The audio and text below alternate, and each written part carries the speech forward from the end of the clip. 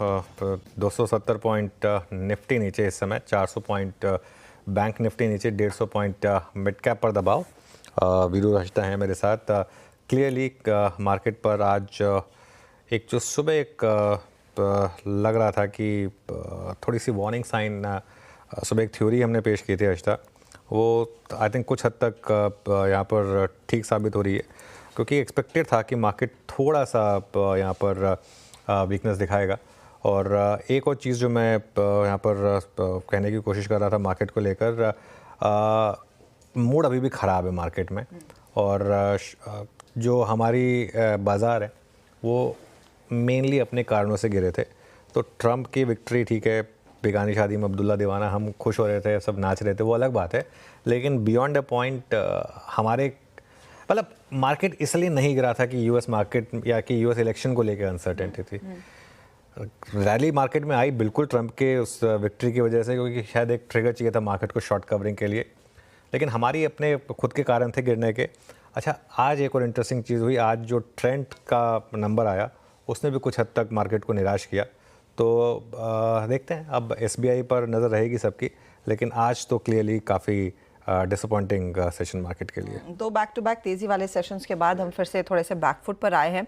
अनुज, वो golfing terms में लोग कहते हैं ना कि we are still in the woods, तो पेड़ों में बॉल गया है तो उसी वहीं पर टकरा रहा है, फेयरवे पर वापस लौट नहीं रहा है। तो ये क्या कह रहा है? कॉन्फिडेंस की कमी है, क्योंकि पिछले 2 दिन जो हमने डीलिंग रूम में देखा कि अच्छी गिरावट पर लोग खरीदारी करने के लिए आ रहे थे, भले ही वॉल्यूम्स कम थे लेकिन खरीदारी के लिए हिम्मत कर रहे थे। तो वो क्या कह रहा है, मार्केट के टेक्सचर के बारे में क्या कह रहा है? देखिए अजता, एक चीज़ मैं बताऊं आपको, बिल्कुल कल दोपहर तक लग रहा था कि मार्केट ठीक हो रहा है।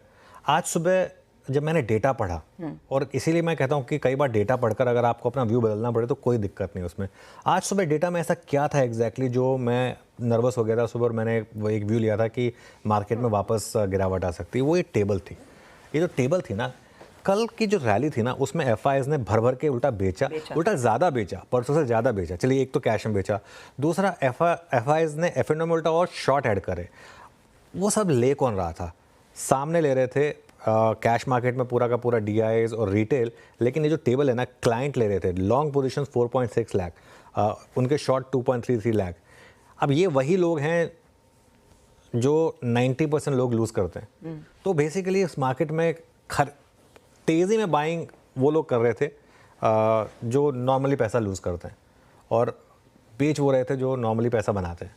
तो ये एक मेरे लिए एक बड़ा इंडिकेटर था।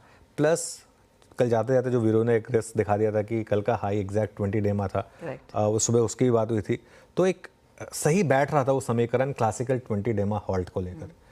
तो ये मुझे एक थोड़ा सा सुबह एक रिस्क नज़र आ रहा था। अब करना क्या इस मार्केट में, मेरे ख्याल से अभी भी कंफर्मेशन नहीं मिल रहा है मार्केट से कि वर्स्ट इज़ ओवर। उसके लिए 20 डेमा के ऊपर क्रॉस करके बंद होना ज़रूरी है, 24,500 के ऊपर बंद होना ज़रूरी है।